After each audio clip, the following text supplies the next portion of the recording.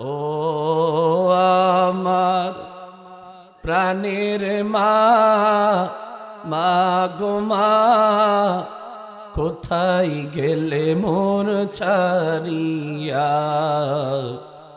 জনম দুঃখী এতিমামি, চাই না কে হো ফিরিয়া।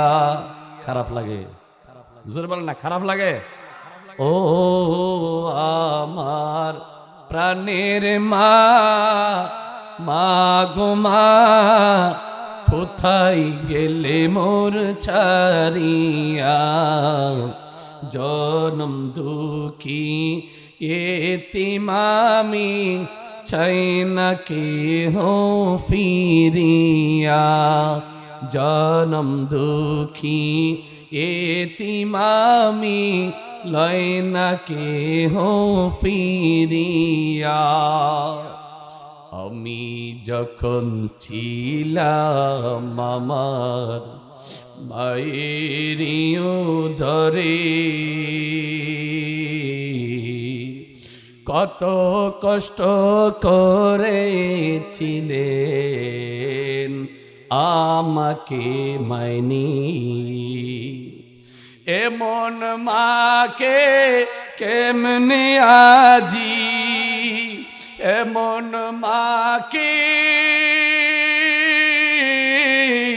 কেমনে আজি যাব আমি ভুলিয়া।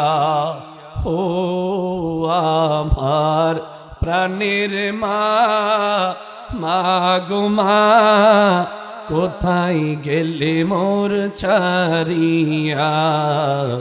জনম দুঃখী এতিমামি, চাই না কে হো ফিরিয়া। হো আমার প্রাণের মা, মা গো মা, কোথায় গেলে মোর ছাড়িয়া? জনম দুঃখী এতিমামি, চাই না কে হো ফিরিয়া। জনম দুঃখী এতিমামি, লয় না কে হো চাহিয়া। সকলে বলি মারহাবা। আর বান্দার চোখে যখন তন্দ্রা চলে আসলো, সাথে সাথে স্বপ্নে যুগে কেমন যেন ফেরেশতারা স্বয়ং আল্লাহ তাআলার মাধ্যমে বলে দিচ্ছেন, হে মালিক ইবনে দিনার, ও মালিক ইবনে দিনার, তুমি তোমার নিজেকে নিয়ে ব্যস্ত থাকো, তোমার হজটাই কবুল হয়েছে কিনা একটু নিজেই যাচাই করো। মানচিত্রটা নিয়ে তুমি টেনশন করবা না, টেনশন করবা না। পুনরায় আবার ঘুম থেকে জাগ্রত হওয়ার পর মালিক ইবনে দিনার রাহমাতুল্লাহ আলাইহি আবার কাবা শরীফ ধরে ধরে কান্দে আর বলে, মালিক আমি জানতে চাই তুমি মালিক আমার এইবারের হজ আমার কবুল করছো কিনা রে আল্লাহ। আল্লাহ গো, আমার জানার বড় ইচ্ছা জাগে, জানার বড় ইচ্ছা জাগে। আবার পুনরায় ঘুমিয়ে পড়লেন।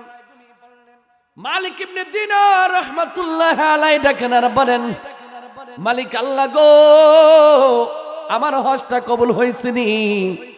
আল্লাহ তাআলা ডাকেন আর বলেন, মালিক ইবনে দিনার রে, এইবারের হজের ভিতরে আমি আল্লাহ তাআলা 999 জনকে আমি আল্লাহ তাআলার হজ কবুল করে নিয়েছি, একজন ব্যক্তির হজ আমি আল্লাহ তাআলা কবুল করি নাই।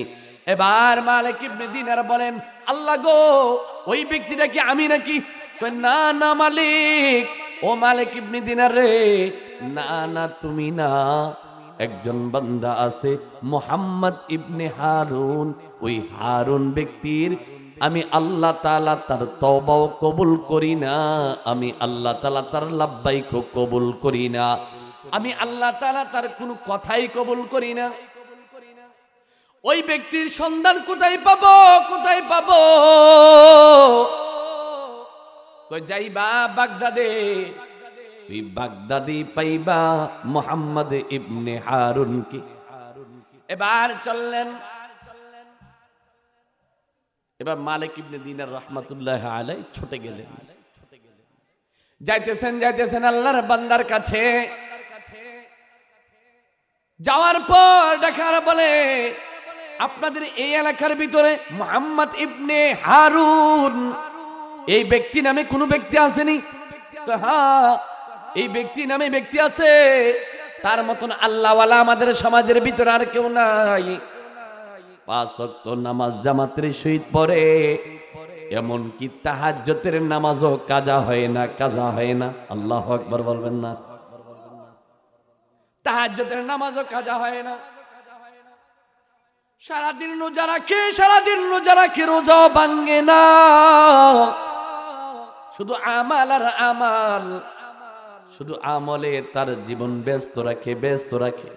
এমন একজন আল্লাহর ওয়ালি মুহাম্মদ ইবনে হারুন। তাই নাকি? তার বাড়িটা কোথায়? ওইদিকে যান। যাওয়ার পর মালিক ইবনে দিনার রাহমাতুল্লাহ আলাইহি সালাম দিলেন, আসসালামু আলাইকুম। সালাম দেওয়ার পরে এবার ওনার সাথে কথা হইতেছে। এক পর্যায়ে কয়, ভাই আপনি কই থেকে আইলেন? আগে আমার নামটা শুনে লাও। আমি কি? আমি মালিক ইবনে দিনার। বলতেছে, আপনি তো অনেক বড় আল্লাহওয়ালা মানুষ, আপনি তো অনেক বড় বুজুর্গ মানুষ, আপনি আমার বাড়িতে আসলেন? আমি এমনিতে আসি নাই। ও মুহাম্মদ ইবনে হারুন, এমনিতে আসি নাই তোমার বাড়িতে রে। আমি বিশাল একটা টেনশন নিয়ে আসছি, আমি একটি বিপদ নিয়ে আসছি, আমি একটি দুঃসংবাদ নিয়ে আসছি। কি দুঃসংবাদ গো? ও মুহাম্মদ ইবনে হারুন, আমি স্বপ্নে যুগে দেখলাম আমার আল্লাহ তাআলা, আমার মালিক আল্লাহ তাআলা এমনকি 999 জন ব্যক্তির হজ আমার আল্লাহ তাআলা কবুল করেছেন, একজনের হজ কবুল করে নাই। ওই জায়গার ভিতরে তোমার নামটা লেখা আছে। ও মুহাম্মদ ইবনে হারুন, ব্যাপারটা বুঝতে পারলাম না। মুহাম্মদ ইবনে হারুন ডাকেন আর বলেন, ভাই আজকে তুমি আসছো, তুমি একজন ইনসাফগার, তুমি একজন আল্লাহওয়ালা, আমার মালিকের পেয়ারা, তুমি আসছো আজকে। আর আজ থেকে 39 বছর পর্যন্ত এক একজন আসে আমার কাছে, আর এক বছর বইলা যায় যে আমার হজ কবুল হয় নাই। আজ থেকে 40 বছর আমি হজ করি, আমার মালিকের কাবা ধরে ডাকি, আল্লাহবাইক আল্লাহুম্মা লাব্বাইক, আমার মালিকের নাম ধরে রাখি। কিন্তু আমার মালিক আল্লাহ তাআলার কোনো সারা শব্দ পাই না। লা লাব্বাইক, আমার আল্লাহ আমার লাব্বাইক কবুল করে নাই, আওয়াজ শুনি। ও মালিক ইবনে দিনার, আসলে আমি 40 বছর হজ করেছি, কোনোদিন আমার হজ কবুল হয় নাই। কারণ কি ভাই, কারণ কি? মালিক ইবনে দিনার রাহমাতুল্লাহ আলাইহি এবার হারুনকে ডাকেন আর বলে, ভাই হারুন, কি কারণ একটু বলে দাও, জানতে বড় ইচ্ছা হয় রে, আমি জানতে চাই, আমাকে একটু জানাইবেন। যদি জানতে চান একটু বসেন, আমি বিস্তারিত ভাবে আপনাকে বলতেছি। বিস্তারিত আকারে বললেন। 1 নাম্বার কথা হলে শুনেন ভাই আমার, ও মালিক ইবনে দিনার, আমি আমার মার সাথে একটা বেয়াদবি করেছি। কি বেয়াদবি করেছো? ওই এলাকার যুবক ও বৃদ্ধ বাবারা সকলেই শুনে রাখেন, মা বোনেরা যারা আছেন সকলে শুনে রাখেন, সন্তানদেরকে ওয়াজটা করবেন। শিক্ষণীয় একটা বিষয় আপনাদেরকে বলতেছি। মালিক ইবনে দিনার রাহমাতুল্লাহ আলাইহি বলেন, বলো ভাই ঘটনাটা কি? ঘটনাটা হলো আমার আম্মার সাথে আমি একটা বেয়াদবি করেছি। কি সেই বেয়াদবি? বেয়াদবিটা হলো, আমি একদিন শাবানের শেষ রজনীতে, শেষ রাত্রিতে, শাবান মোটামুটি শেষ, রমজান শুরু হবে। রমজানের দ্বার প্রান্তে শাবানের শেষ রাত্রিতে এমন এক সময় আমার মা তাকায় দেখে প্রত্যেকটা ঘরে আলো জ্বলে, মানুষ সাহারি খায় রোজা রাখার জন্য। তো রোজা রাখছে সকলে, আর এমন তো অবস্থায় আমি মদ পান করে মায়ের সামনে গিয়ে দাঁড়াইছি। নাউজুবিল্লাহ, বাড়ি থেকে বললেন, মদ পান করে সন্তান গিয়ে কোথায় দাঁড়াইছে? মায়ের সামনে দাঁড়াইছে। মা ডাকে আর বলে, রে সন্তান, ও নালায়েক সন্তান, ওরে পাপিষ্ট সন্তান, ও পাপিষ্ট রে, তুই এটা কি করলি, কি করলি? মাহে রমজানে মানুষ কি রোজা রাখে? মানুষ আমাল করে, মানুষ আমাল করে, আর তুই পাপের সাথে যুক্ত। তুই মদ পান করতেছ, মদ পান করতেছ। আমার মালিক আল্লাহর কাঠগড়ায় কি জবাব দিবি রে সন্তান? না না, আল্লাহর কাঠগড়া থেকে একটু সামনে বাড়তে পারবি না, পারবি না, পারবি না। ওরে সন্তান, এখনো সময় আছে, আমার আল্লাহর কুদরতি দরবারে তওবা করো, তওবা করো। না, কোনো তওবা না। যখনই মা এই ওয়াজ করলেন, সন্তান এই হারাম কাজ ছাড়ো, সঙ্গে সঙ্গে পাপিষ্ট এই সন্তান মুহাম্মদ ইবনে হারুন তার গর্ভধারিণী মাকে ঘুষি নিয়ে গেছে রে মুসলমান। আর কেউ কেউ বলে আপন গর্ভধারিণীর মার গালে থাপ্পড় মারছে। আল্লাহু আকবার! কত কষ্টের বিষয়। নিজের আপন মাকে চর মারছে, চর মারছে। মাকে যখন চর মারলেন, মা ডাকে আর বলেন, সন্তান তোকে আমি কি ফুটফুটে সন্তান যখন ছিলে, ছোট নরম যখন ছিল তোমার হাত, তখন আমি তোকে কত আদর আর সোহাগ দিয়ে তোরে লালন পালন করছি। আর এই হাত আজকে শক্ত হয়েছে, এই শক্ত হাত দিয়ে আমি মাকে তুই আঘাত করলি, আঘাত করলি। একদিন কি মরবি না রে সন্তান? আমার আল্লাহর কাঠগড়ায় কি দাঁড়াবি না? আমার আল্লাহ তাআলার কাছে কি একদিন জবাব দিবি না রে সন্তান? এই কথা যখন মালিক ইবনে দিনার শুনতেছে, মালিক ইবনে দিনার শুনতেছে, আর হারুন ডাকে আনার বলেন, হুজুর আমার মা এই কথা বলার পরে, এই নসিহত করার পরে আবার পুনরায় আমার মাকে ডাকলাম। আমার মাকে তাকায় দেখি ওই দিকে পড়ে আছে, আমার জন্য দোয়া করে করে ওই দিকে পড়ে আছে। আর আমি তাকায় দেখি আমার বাড়িতে যেই চুলাটা দিয়ে রান্না বান্নার কাজ করে, বিভিন্ন কাজ করে, ওই চুলাটার ভিতরে দাও দাও করে আগুন জ্বলে, দাও দাও করে আগুন জ্বলে। আমি মদ পান করেছি, আমার হিতাহিত জ্ঞান নাই। এই জন্য আমি কি করছি আমি নিজেও জানি না। আমার মা অজ্ঞানের মতন হয়ে পড়ে আছে, আর চুলার মধ্যে ধাও দাও করে আগুন জ্বলে। আমি আমার মাকে কোলে করে নিলাম, আমার এই মাকে কোলে করে নিয়ে আমার মাকে ওই উত্তপ্ত তাপমাত্রা গরম চুলার মধ্যে ডাইলা দিছি।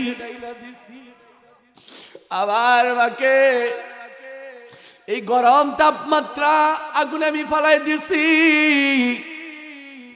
ও মালিক ইবনে দিনার, তখন আমি আমার মার দিকে তাকায় দেখছি, আমার মায়ের শাহাদাত আঙ্গুল উপরের দিকে উঠাইছে। কার কাছে জানি একটা বিচার দিছে গো হুজুর, আমি বুঝতে পারি নাই। আমার মা শাহাদাত আঙ্গুল দিয়ে কি বুঝাইছে, আজ আমি কেমন যেন আমি পাই, টের পাই। আমি কেমন যেন টের পাই ওই দিন হয়তো আমার মা শাহাদাত আঙ্গুল আলগি দিয়ে দিয়ে আমার মালিকের কাছে বিচার দিছে। আমার মনে হয় আমার মা এই শাহাদাত আঙ্গুল আমার মালিকের দরবারে উঠাই দিছে, আর আগুন প্রজ্বলিত হয়ে জ্বলতেছে, মায়ের শরীরটা কয়লার মতন হয়ে যাচ্ছে। মা দেখছি না আমার জন্য একটু বদ্ধ করতে, হুজুর এত অপমান অপদস্থ করছি, মার গায়ে থাপ্পড় দিছি, তারপরেও আমি দেখলাম না একটা বারের জন্য আমার মা নিয়ে আমার জন্য বদ্ধ কর। এটার নাম হইতো মা। ও আমার প্রাণের মা, মা গো মা, কোথায় গেলে মোর ছাড়িয়া, জনম দুঃখী এতিমামি, চাই না কে হো ফিরিয়া। খারাপ লাগে, জোরে বলেন না, খারাপ লাগে? ও আমার প্রাণের মা, মা গো মা, কোথায় গেলে মোর ছাড়িয়া, জনম দুঃখী এতিমামি, চাই না কে হো ফিরিয়া, জনম দুঃখী এতিমামি, লয় না কে হো ফিরিয়া। আমি যখন ছিলাম আমার মায়ের উদরে, কত কষ্ট করেছিলেন আমাকে মাইনি, এমন মাকে কেমনে আজি, এমন মাকে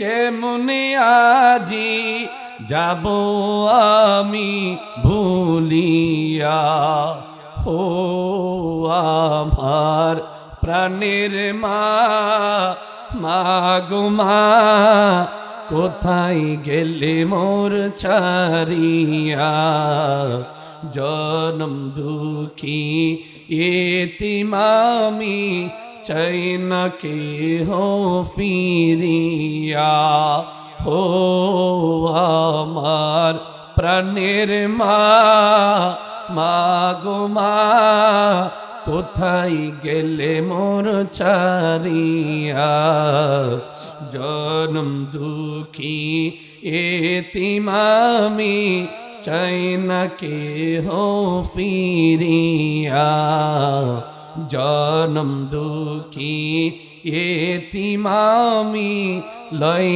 না কে হো চাহিয়া। সকলে বলি মারহাবা। এবার হারুন ডাকেন আর বলেন, ও মালিক ইবনে দিনার, আপনি কি জানেন?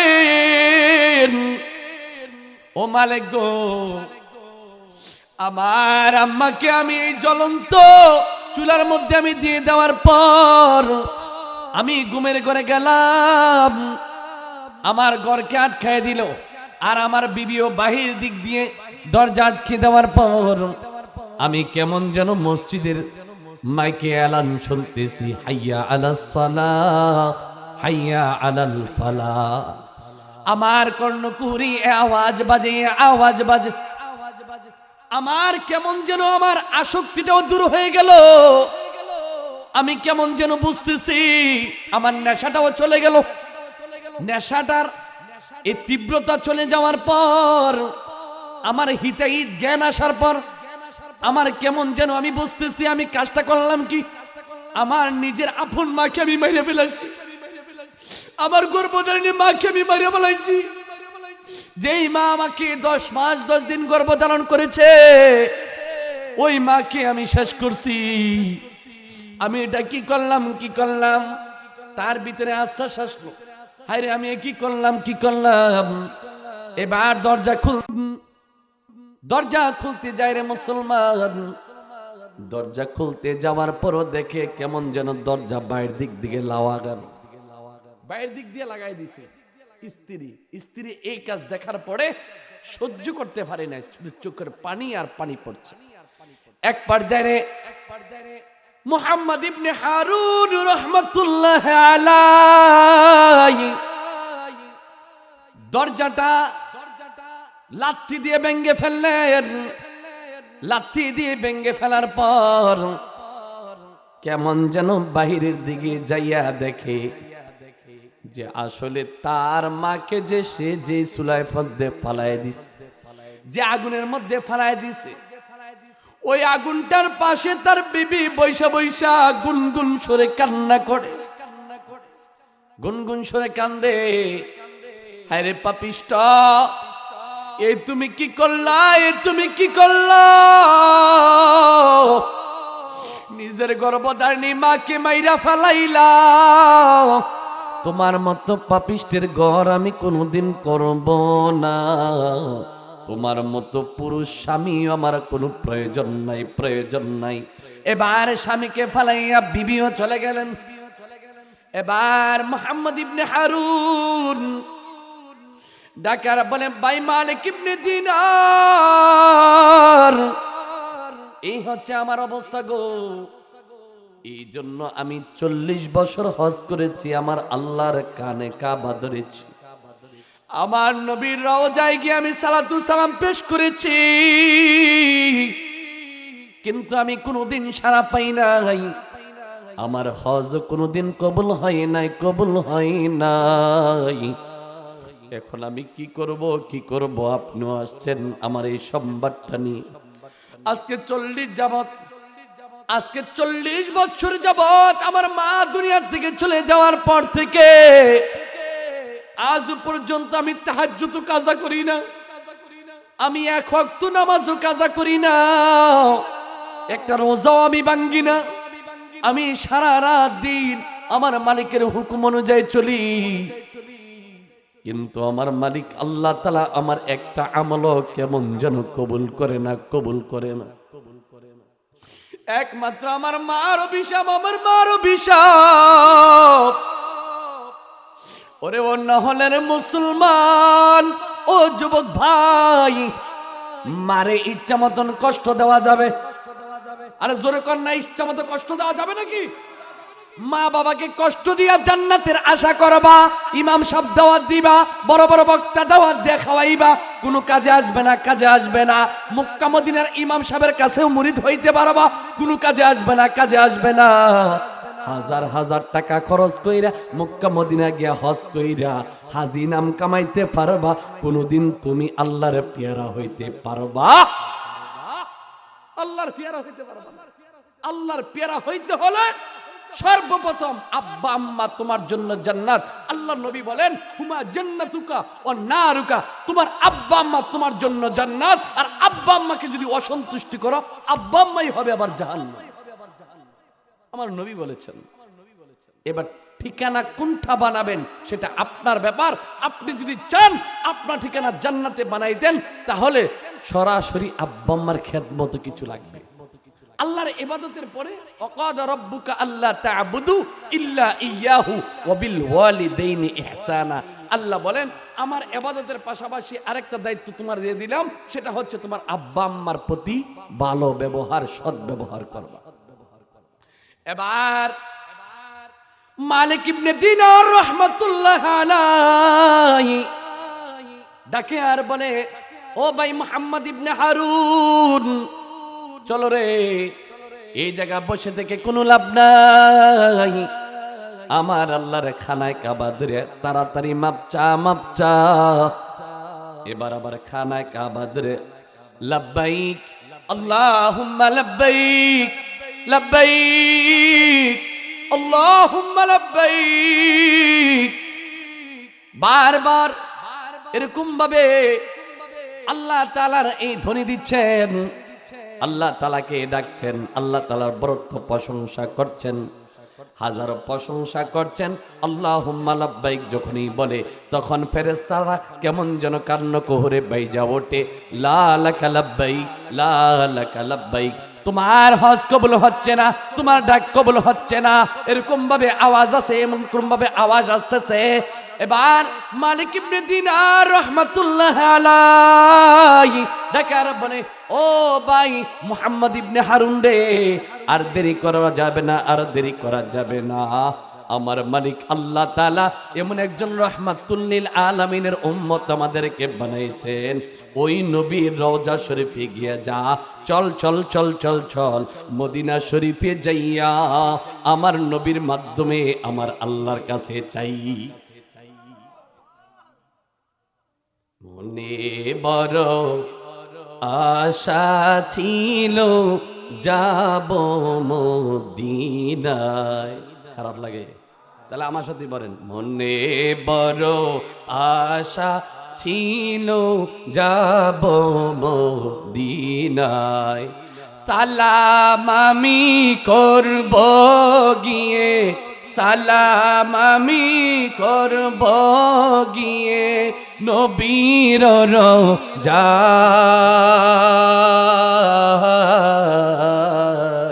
মনে বড় আশা ছিল, আহা মনে বড় আশা ছিল যাব মদিনায়। সালাম আমি করব গিয়ে, সালাম আমি করব গিয়ে নবীর রওজায়। মনে বড় আশা যাব মদিনায়। মনে বড় আশা ছিল যাব মদিনায়। আরব সাগর পাড়ি দেব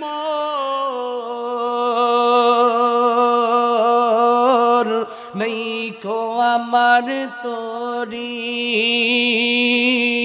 পাখি নয় যে উড়ে যাব ডানাতে বর করি। আরব সাগর পাড়ি দেব নাই কো আমার তরি, পাখি নয় যে উড়ে যাব ডানাতে বর করি। আমার আশায় আছে সম্বল নাই, আশায় আছে সম্বল নাই, করি কিউ পাই।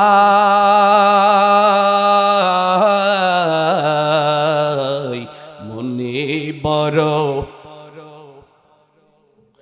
যাব মদিনায়। মনে বড় ছিল যাব মদিনায়। কাফিলাতে খেয়ে যাও তুমি, কি যাও বে তোরি আমার, নাও যাও বাই সঙ্গে নিয়ে খানি কৃপা করি।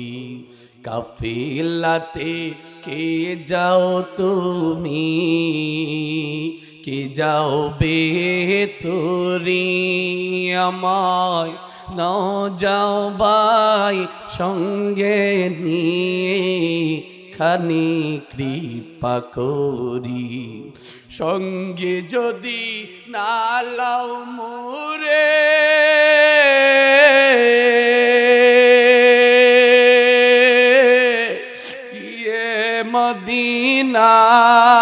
মদিনায়, এই গরিবের সালাম দিও নবীজির রওজায়। আল্লাহু আকবার।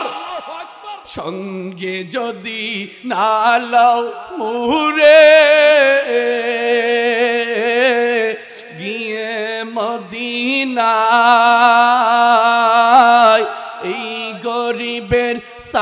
সালাম দিও নবীজি রওজায়। আমার আশায় আছে সম্বল নাই, আমার আশায় আছে সম্বল নাই, করি কিও পাই মনে বড় যাব মদিনায়। সালাম আমি করব গিয়ে, সালাম আমি করব গিয়ে নবীজির রওজায়। মনে বড় আশা ছিল যাব মদিনায়, মনে বড় আশা যাব মদিনা। আল্লাহ সবাইকে মদিনার জন্য কবুল করে রাখুন, আমিন। এবার মালিক ইবনে দিনার রাহমাতুল্লাহি আলাইহি মুহাম্মদ ইবনে হারুনকে ডাকে আর বলে, রে মুহাম্মদ ইবনে হারুন, আর দেরি করা যাবে না, আমার আল্লাহ তাআলা বড় রাগান্বিত তোর উপর রে হারুন। চল চল চল, মায়ার নবীজির রওজা মুবারকে চল, মায়ার নবীজির রওজা মুবারকে চল। আল্লাহর নবী মুহাম্মদুর রাসূলুল্লাহ সাল্লাল্লাহু আলাইহি ওয়াসাল্লামের দরবারে যখন যায়, আল্লাহর পয়গম্বরের রওজা শরীফের সম্মুখে যখন দাঁড়াইলেন, অজরে কান্না করতেছেন। মালিক ইবনে দিনারও কান্দে, হারুন সেও কান্দে, মুহাম্মদ ইবনে হারুনও কান্দে, মালিক ইবনে দিনারও সেও কান্দে। দুইজনে কান্না দেখে এবার আশেপাশে যত মানুষ আসে তারাও আইসা হাজির হয়ে গেছে। আসলে ঘটনা কি জানি ঘটছে। এবার মালিক ইবনে দিনার রাহমাতুল্লাহি আলাইহি মুহাম্মদ ইবনে হারুনকে সামনে রাখা আল্লাহর পয়গম্বরের সম্মুখে সালাম পেশ করলেন। আসসালাতু ওয়াসসালামু আলাইকা ইয়া রাসূলুল্লাহ, আসসালাতু ওয়াসসালামু আলাইকা ইয়া হাবিবাল্লাহ। নবী আমার, নবী গো, আপনি তো হায়াতুন নবী,